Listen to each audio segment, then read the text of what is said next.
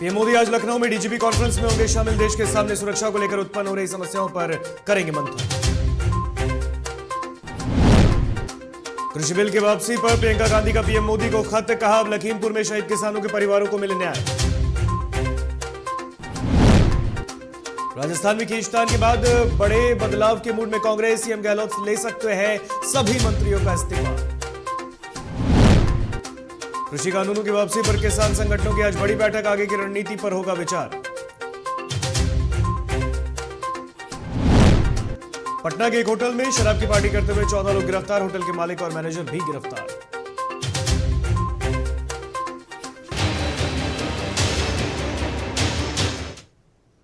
नमस्कार, आप देख रहे हैं डीटीवी भारत और मैं हूं आपके साथ ऋतिक। खबरें विस्तार से।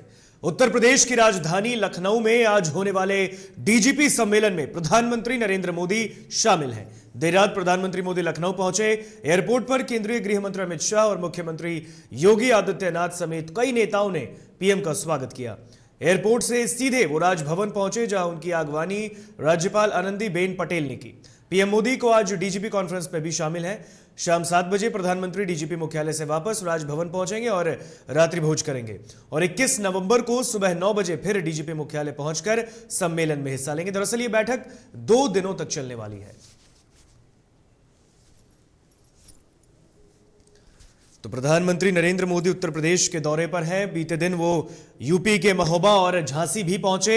कई योजनाओं की भी सौगात पीएम ने दी है और आज प्रधानमंत्री मोदी उत्तर प्रदेश की राजधानी लखनऊ पहुंचे हैं और लखनऊ में 2 दिन के लिए वो ठहरने वाले हैं। डीजीपी कॉन्फ्रेंस में पीएम मोदी हिस्सा लेंगे।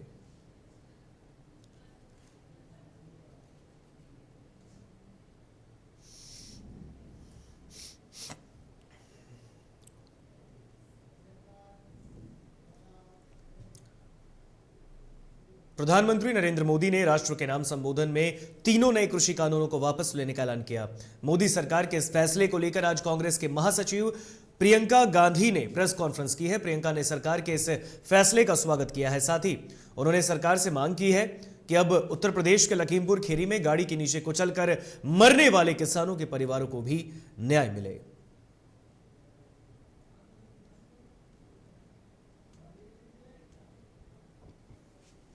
तो कांग्रेस की महासचिव प्रियंका गांधी ने अब प्रधानमंत्री नरेंद्र मोदी के जो फैसले उन्होंने लिए कृषि कानूनों को वापस लेने का, जो पीएम ने ऐलान किया, उसके बाद प्रियंका गांधी ने भी इस फैसले का स्वागत किया है। इसके साथ ही पीएम मोदी को प्रियंका गांधी ने खत लिखा है, जिसमें उन्होंने लिखा है कि उत्तर प्रदेश के लखीमपुर खीरी में जो किसानों की मौत हुई थी, गाड़ी के नीचे कुचलकर उनकी मौत हुई थी, उनके परिवारों को भी अब पीएम मोदी न्याय दें।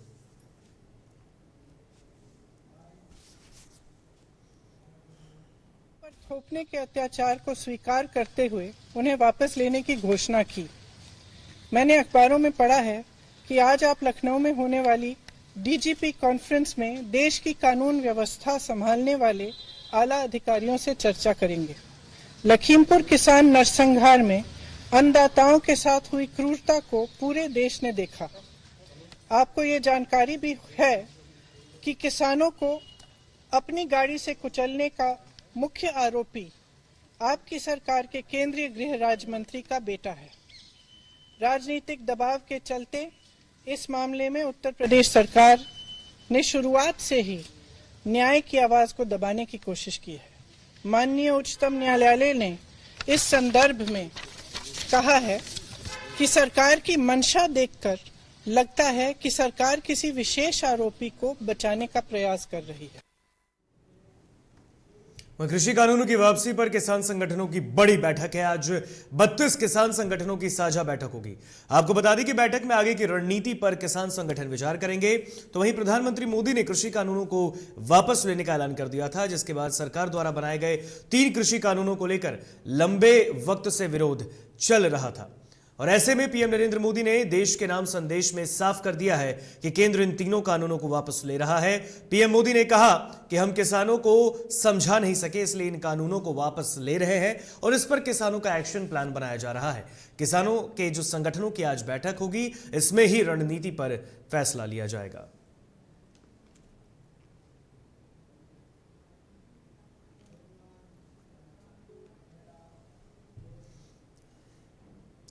राजस्थान की राजनीति में बड़ी हलचल देखने को मिल रही है। माना जा रहा है कि आज शाम करीब 5 बजे अशोक गहलोत कैबिनेट की बैठक होने वाली है और इस बैठक के दौरान उनके सभी मंत्री इस्तीफा दे सकते हैं। राजस्थान के अशोक गहलोत के नेतृत्व वाली सरकार के 3 मंत्रियों ने मंत्री पद से इस्तीफा दिया। मुख्यमंत्री अशोक गहलोत ने तीनों मंत्रियों के इस्तीफे स्वीकार कर लिए हैं। मुख्यमंत्री अशोक गहलोत आज शाम को राज्यपाल से मुलाकात कर सकते हैं और इन सबके बीच राजस्थान के मुख्यमंत्री निवास पर अजय माकन और अशोक गहलोत की बैठक जारी है। राजस्थान कांग्रेस के सूत्रों से मिल रही जानकारी के मुताबिक कल शाम 4 बजे राजस्थान मंत्रिमंडल का पुनर्गठन हो सकता है।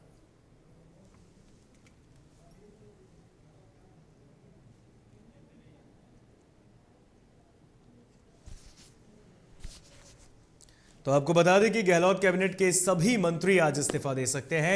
शाम को बड़ी बैठक होने वाली है। अशोक गहलोत के कैबिनेट की ये बड़ी बैठक होगी। फिलहाल अशोक गहलोत और अजय माकन जो कि कांग्रेस के नेता हैं, उनकी बातचीत जारी है, उनकी बैठक जारी है और इसके बाद शाम को कैबिनेट के सभी मंत्री इस्तीफा दे सकते हैं। ऐसी जानकारी राजस्थान के कांग्रेस के सूत्रों के हवाले से मिल रही है। उत्तर प्रदेश में नवंबर के दूसरे सप्ताह के बाद ठंड ने अपना असर दिखाना शुरू कर दिया है। मौसम विभाग के अनुसार 24 नवंबर से गलन और शीतलहर शुरू हो सकता है। उत्तर पश्चिमी हवाओं के कारण शनिवार से और ठंड बढ़ने की संभावना भी है। इधर कानपुर में शुक्रवार देर रात से रुक रुक कर हो रही बारिश की वजह से अचानक ठंड बढ़ गई। कानपुर में मैक्सिमम तापमान 25 डिग्री सेल्सियस और मिनिमम तापमान 14 डिग्री सेल्सियस रहने का अनुमान है। सुबह में कोहरा और धुंध छाया रहेगा, तो वहीं कुछ जिलों में बूंदाबांदी होने की भी संभावना है। मौसम विभाग के मुताबिक लखनऊ में शनिवार को अधिक तापमान 26 डिग्री और न्यूनतम तापमान 16 डिग्री सेल्सियस रहने का भी अनुमान है।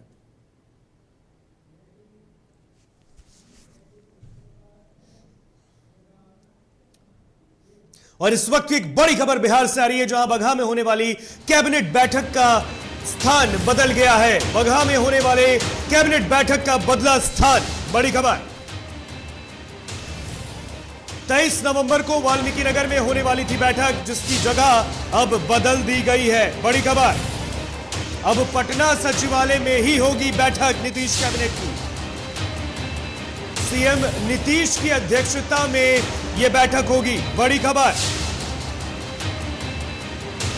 वही बैठक में कुछ अहम फैसले की भी संभावना जताई जा रही है कि जो वाल्मीकि नगर में 23 नवंबर को जो बैठक होने वाली थी, वो बैठक अब पटना के सचिवालय में ही होगी। बड़ी खबर,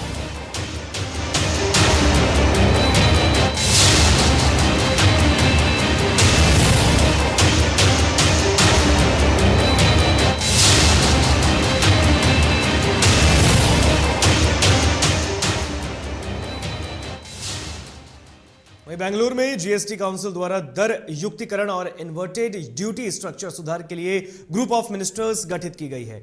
इसकी वजह से बैठक 20 नवंबर को कर्नाटक की राजधानी बेंगलुरु में आयोजित की गई है। कर्नाटक के मुख्यमंत्री बसवराज एस बोम्मई की अध्यक्षता में गठित ग्रुप ऑफ मिनिस्टर्स में बिहार के उप मुख्यमंत्री तारकिशोर प्रसाद भी सदस्य हैं। इस बैठक में भाग लेने के लिए डिप्टी सीएम तारकिशोर प्रसाद देर शाम बेंगलुरु पहुंचे। बता दें कि जब फिनिश्ड प्रोडक्ट्स पर इंपोर्ट ड्यूटी कच्चे माल के मुकाबले कम होती है तो उसे इन्वर्टेड ड्यूटी स्ट्रक्चर कहा जाता है और ऐसे मामलों के सुधार और दर युक्तिकरण हेतु मंत्री समूह गठित की गई है।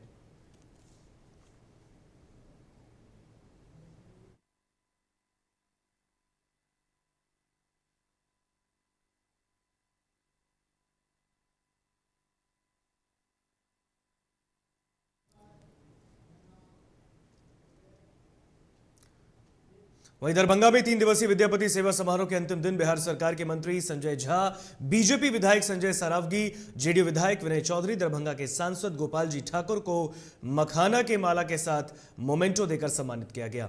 इस मौके पर दरभंगा के सांसद गोपाल जी ठाकुर ने प्रधानमंत्री नरेंद्र मोदी के विकास कार्य को भी गिनाया।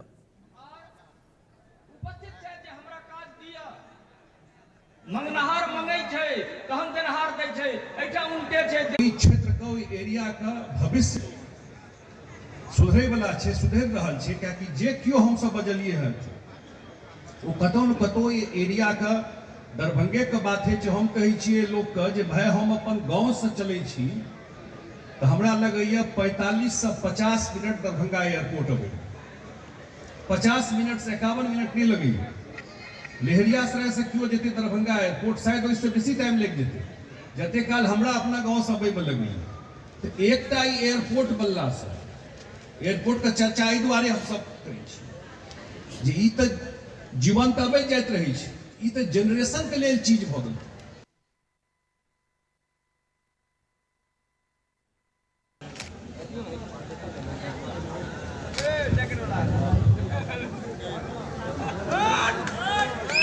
आप देख सकते हैं तस्वीरों में दरभंगा में विद्यापति सेवा समारोह का समापन किया गया, जिसमें आप देख सकते हैं बिहार सरकार के मंत्री संजय झा, सांसद और विधायकों को भी इस दौरान सम्मानित किया गया है।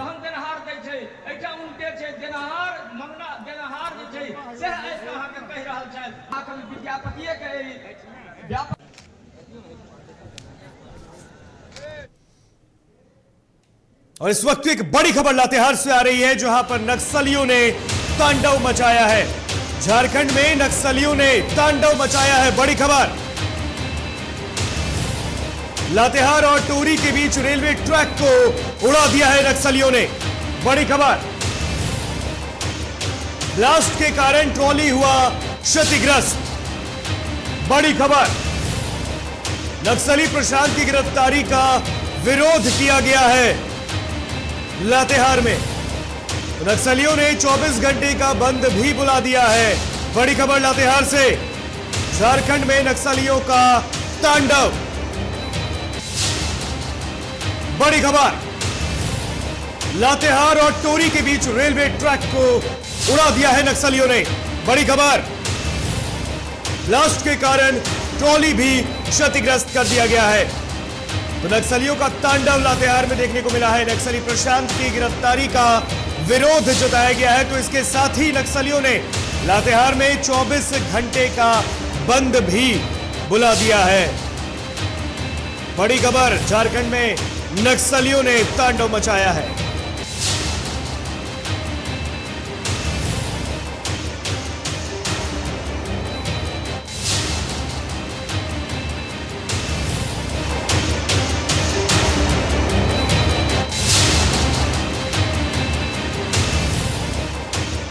खबर पर बातचीत करने के लिए हमारे साथ लातेहार से संवाददाता राजीव कुमार गुप्ता फोन लाइन पे जुड़ चुके हैं। राजीव,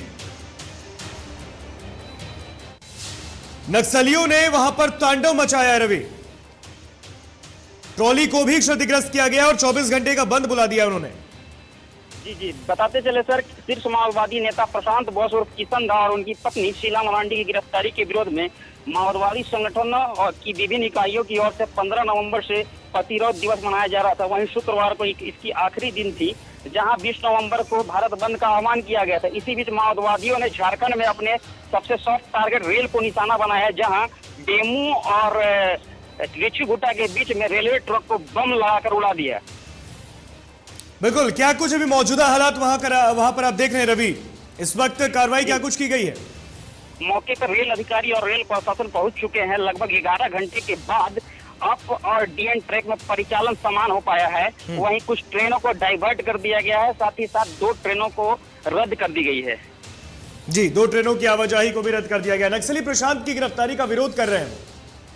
जी बिल्कुल सर, नक्सली प्रशांत और उनकी पत्नी का नक्सली विरोध कर रहे हैं। उसी को लेकर प्रतिशोध दिवस मनाया गया है और उसके बीच 20 नवंबर को बंद का आह्वान किया गया था। बहुत बहुत शुक्रिया रवि, अधिक जानकारी हमसे साझा करने के लिए। तो लातेहार से हमारे साथ सहयोगी रवि कुमार गुप्ता फोन लाइन पे जुड़े हुए थे और इस खबर पर अधिक जानकारी हमें साझा कर रहे थे। तो लातेहार में नक्सलियों ने तांडव मचाया है, ब्लास्ट के कारण ट्रॉली भी क्षतिग्रस्त हो गया। ये बड़ी खबर झारखंड के लातेहार से।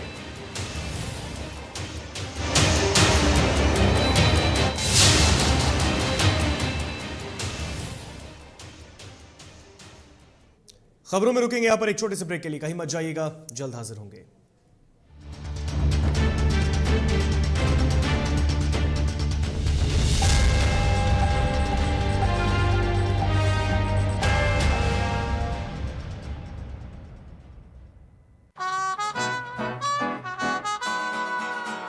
बार बार देखो, हजार बार देखो, ये देखने की चीज है, हमारा दिलरुबा ताली हो, ताली हो। This is my favorite. I like the way I look.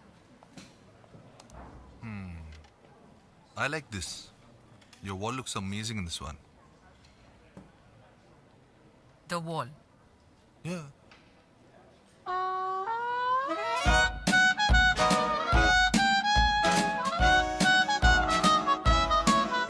Ultra Sheen paint that steals your spotlight. Royale Glitz with Ultra Sheen. Luxury with Teflon.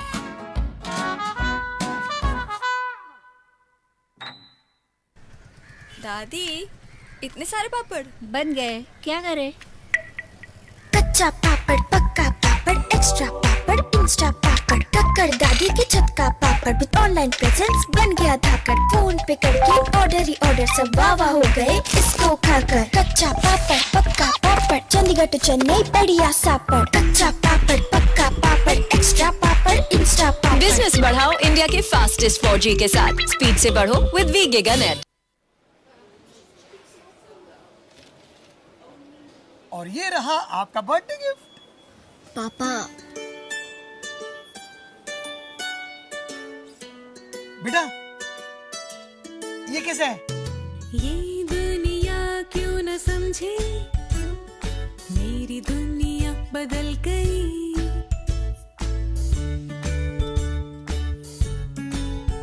और ये देखो पीहू,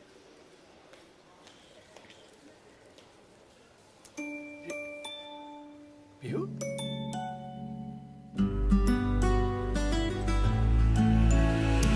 गुड़ियों से खेलने वाली तेरी गुड़िया बड़ी हुई। बच्चे कब बड़े हो जाते हैं पता ही नहीं चलता। थोड़ा बड़प्पन दिखाइए। रहो सेफ सैनिटरी पैड से खुद को स्वस्थ और सुरक्षित रखने में इनका साथ निभाइए। सर छुट्टी चाहिए थी। क्यों? गांव के सारे घर कच्चे थे, बाढ़ में ढह गए। मेरा भी। Good morning sir. देखिए बुनियाद भी पक्की, आपका नया घर भी पक्का, सालों साल चलेगा सर। ठीक है ले लो छुट्टी।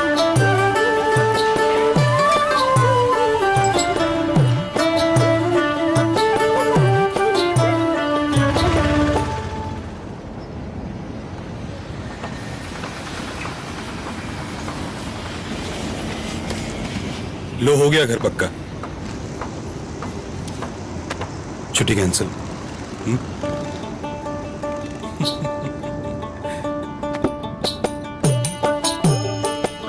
सच्ची खुशी वही होती है जिसकी बुनियाद दूसरों की खुशी में हो। कोणार्क, खुशियों की बुनियाद।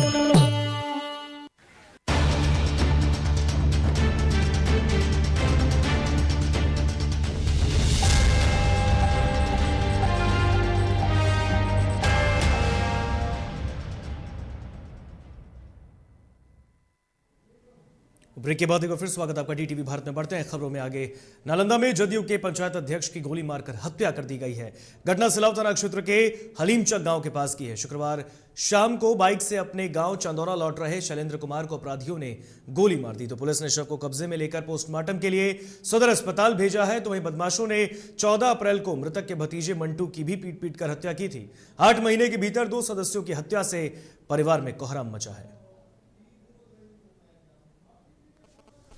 तो नालंदा की ये पूरी खबर है जहां पर जदयू के नेता की हत्या की गई है।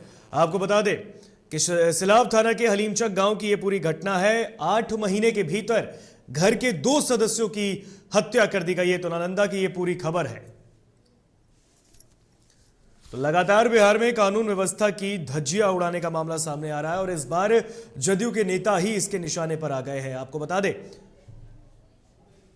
पहले पापा गुड्डू माथुर से दुश्मनी था पापा में, इसलिए मैं 4 महीना पहले मैंने मेरे भाई को पीट कर मैंने रास्ता पर हत्या कर दिया था। और फिर उसके बाद धमकी दिया था पापा का मैंने उनको सपोर्ट नहीं करेगा तो फिर मेरे पापा को भी मार देगा। फिर वही हुआ। फिर आज मेरे पापा को बीच सड़क पर चार गोली मार दिया गया। 6 महीना पहले हमारा बच्चा को मार दिया था चेक के पर वही से मिलकर कैसे मिल गए। और वही मैंने भाई जब केस कर रहा था ना तो वही कहा कि तुम बाले बच्चे उसी बार से मार देंगे। और मारा था अति गुड्डू मुखिया हाँ उसका परिवार है सब अति मुखिया में खड़ा हुआ था ना तो हम उसका आंटी करते थे जैसा कि वोट देते थे उसी तरह था कि बच्चे ना यही करते रहता था। मामला सिलाव थाना अंतर्गत हलीमचक के पास हलीमचक गांव के पास एक मामला आया है जिसमें एक लोगों को गोली मारी गई है और उसका अभी जांच पड़ताल चल रहा है और आगे की कार्रवाई की जा रही है। सर ये जदयू लीडर ये जदयू के वो पंचायत अध्यक्ष हैं पथरौरा पंचायत के।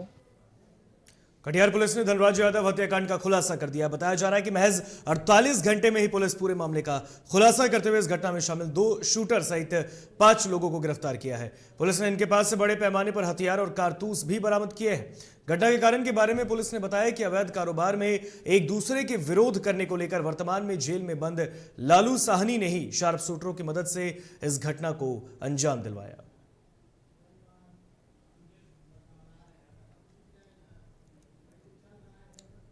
औरंगाबाद में सामूहिक दुष्कर्म कर एक महिला की हत्या का मामला सामने आया है। आपको बता दें कि रफीगंज पुलिस ने अर्धनग्न व्यवस्था में मृतका का शव गरवा गांव के पास धान के खेत से बरामद किया है। तो वहीं मृतका फेसर थाना क्षेत्र की रहने वाली बताई जा रही है और साथ ही जीविका समूह में बतौर सीएम कार्य भी करती है। फिलहाल पुलिस ने शव को कब्जे में लेकर पोस्टमार्टम के लिए भेजा है।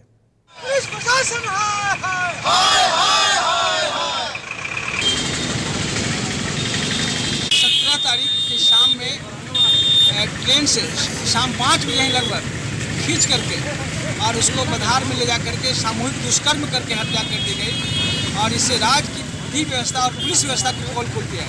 कोई भी आदमी सुरक्षित नहीं है।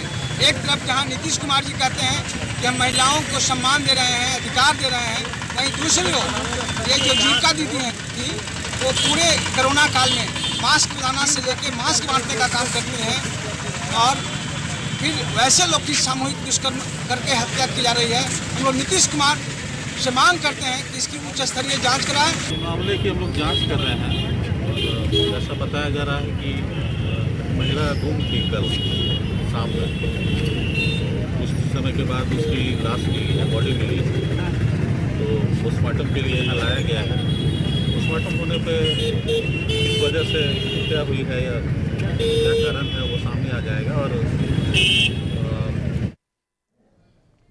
तो इस वक्त एक बड़ी खबर पटना से आ रही है जहां शराब बिक्री को लेकर बड़ी कार्रवाई की गई है। पटना से ये बड़ी खबर सामने आ रही है जहां शराब बिक्री को लेकर बड़ी कार्रवाई की गई है। पुलिस लगातार छापेमारी अभियान भी चला रही है। तो बिहार की राजधानी पटना से ये बड़ी खबर, होटलों और स्लम एरिया में छापेमारी की जा रही है पुलिस विभाग के द्वारा। 3 होटल संचालकों समेत 25 लोगों को गिरफ्तार किया गया है। इस पूरी कार्रवाई में बड़ी खबर, तो पटना में शराब कारोबारियों पर शिकंजा कसा गया है। शराब बिक्री को लेकर पटना में बड़ी कार्रवाई की गई है जहां पुलिस ने लगातार छापेमारी अभियान चलाते हुए यह सफलता प्राप्त की है। तो बड़ी खबर बिहार की राजधानी पटना से।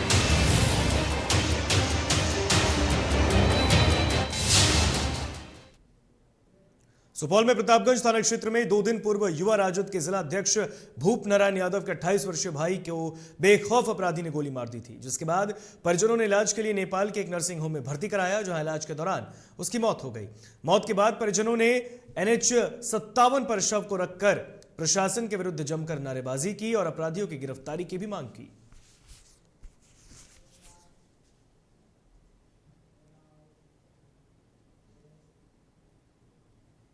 कैमूर जिले के हाटा चौकिया रोड पर नीवी मोड़ के पास 2 बाइकों की टक्कर हो गई, जिसमें 3 लोगों की ऑन द स्पॉट डेथ हो गई, जबकि एक घायल का इलाज वाराणसी में चल रहा है। तो पुलिस द्वारा तीनों शवों का पोस्टमार्टम करने के लिए भभुआ के रेफरल अस्पताल में भेजा गया है।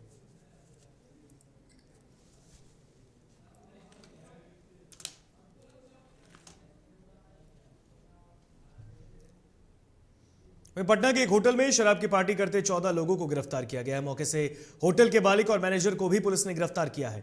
बताया जा रहा है कि शराब की पार्टी करने वाले शादी समारोह में भागलपुर से आए थे और होटल में जाम छलका रहे थे। तभी पुलिस को गुप्त सूचना मिली कि होटल के 2 कमरों में कुछ लोग शराब पी रहे हैं और इसके बाद ये पूरी कार्रवाई की गई।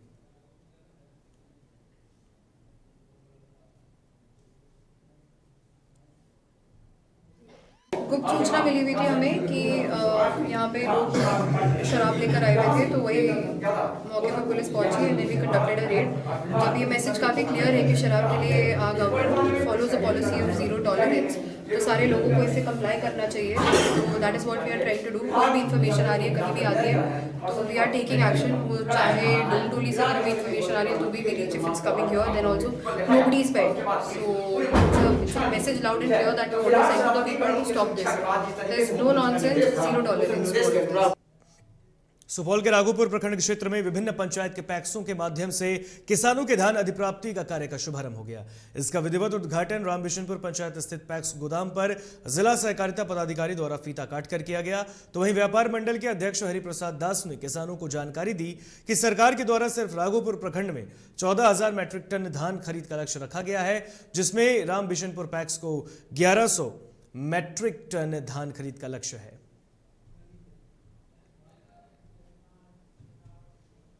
फिलहाल खबरों में बस इतना ही। मुझे दीजिए इजाजत। देखते रहिए DTV भारत। नमस्कार।